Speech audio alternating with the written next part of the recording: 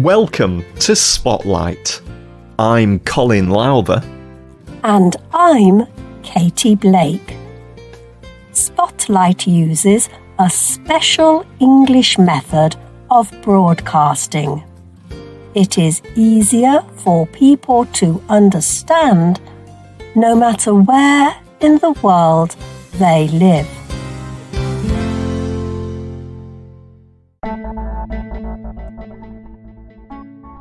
Imagine a painting of an old man.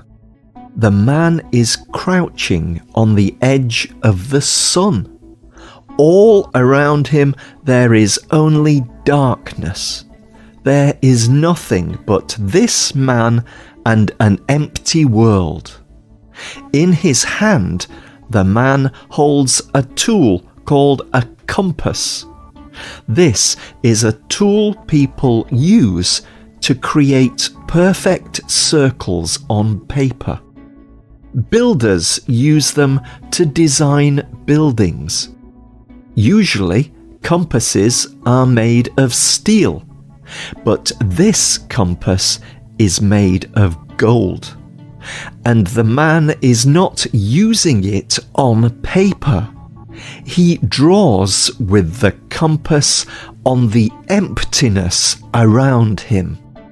His long white hair blows in the wind. This is a painting called Ancient of Days.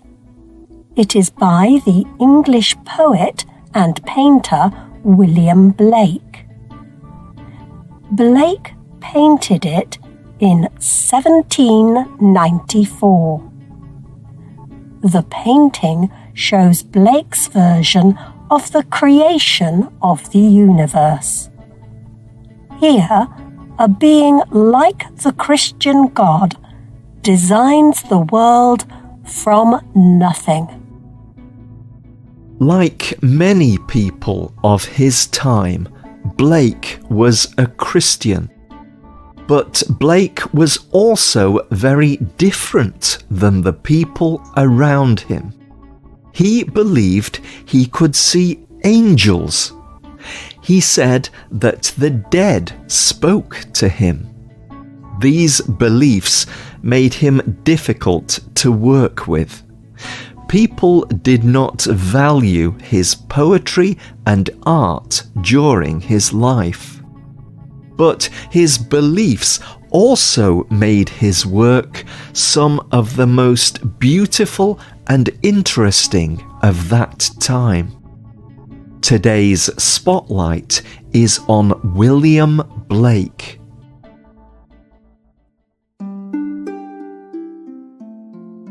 William Blake was born in 1757 in London, England. His family was not wealthy. His father made clothing and was not always well paid. But he had enough money to let his children follow their interests.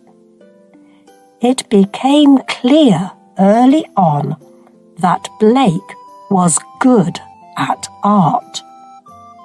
He would spend hours looking at paintings in the market.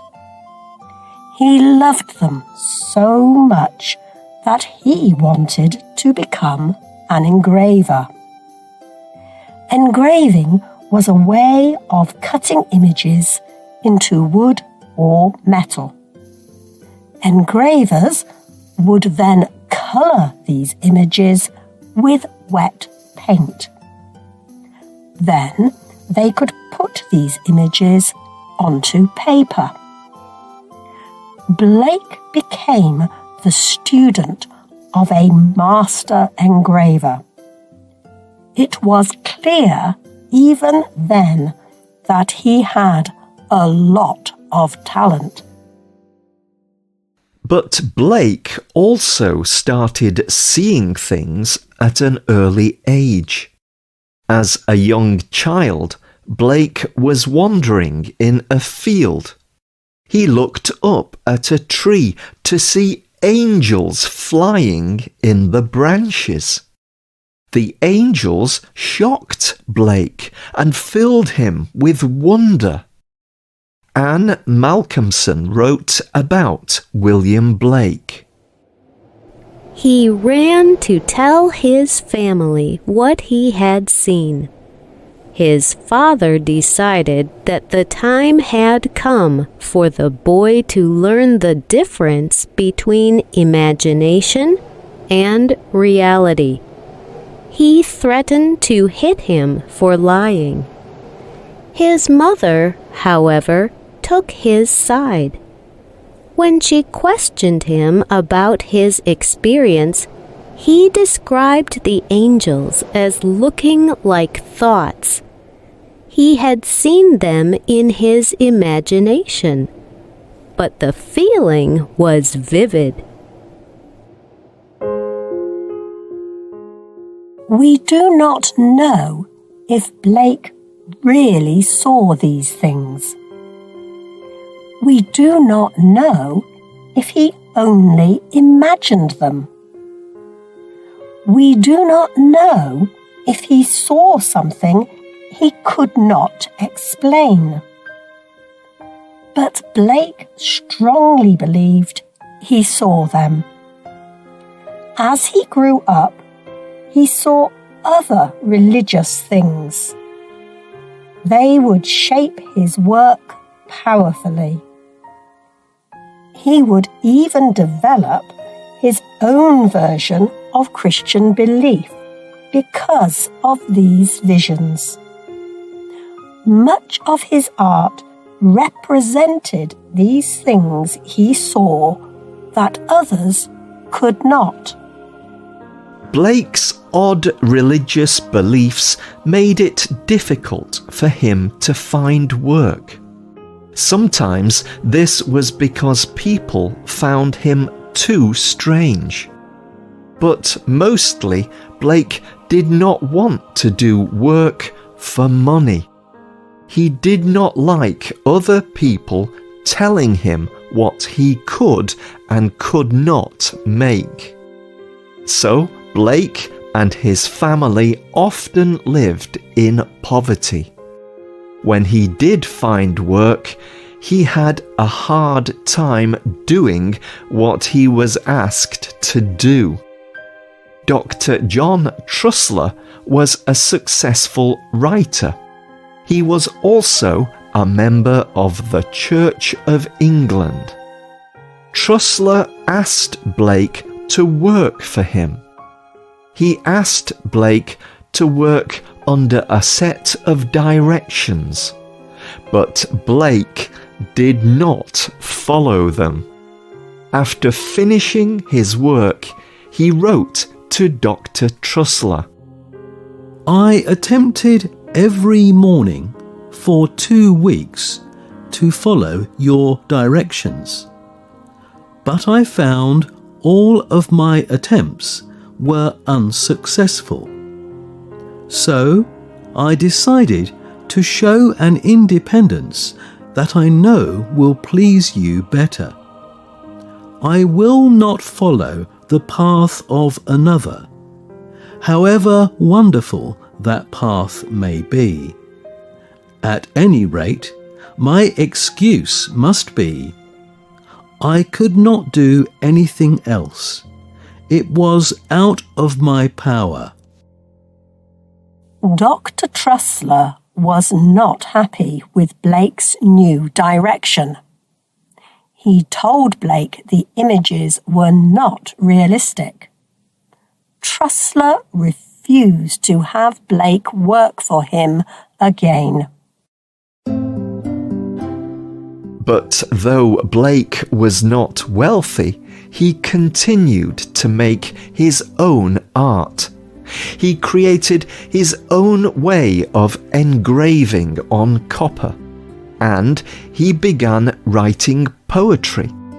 Blake created many books of poetry, and he would make images to go along with his poems. Some of these books were about the future as Blake imagined it.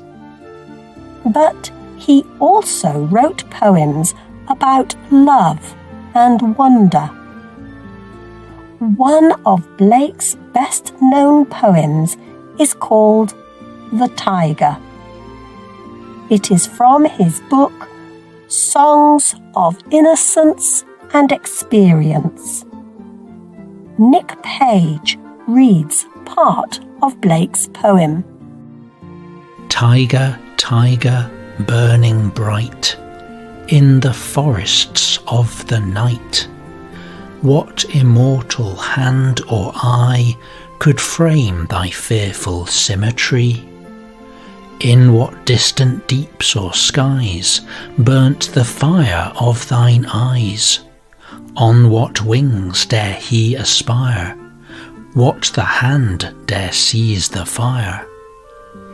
When the stars threw down their spears and watered heaven with their tears, did he smile his work to see? Did he who made the lamb make thee? Blake's poem speaks about the creation of a tiger. He compares the process to making steel or iron. This process, called forging, is dangerous. It needs a lot of heat and strength. Blake wonders who could create such a powerful thing. He asks who would have that kind of strength. Blake died in 1827. At that time, few people knew who he was. But soon, Blake's work gained wider recognition. People saw his paintings as strange when he was alive. But today, we recognize that these works are one of a kind. Blake's paintings are powerful markers of faith and creativity. His poems also influenced many writers. But Blake did not seem to care about popularity. He believed in his art, and he believed in the things he saw. He felt it was important to express what he believed, and he worked toward doing this with everything he had.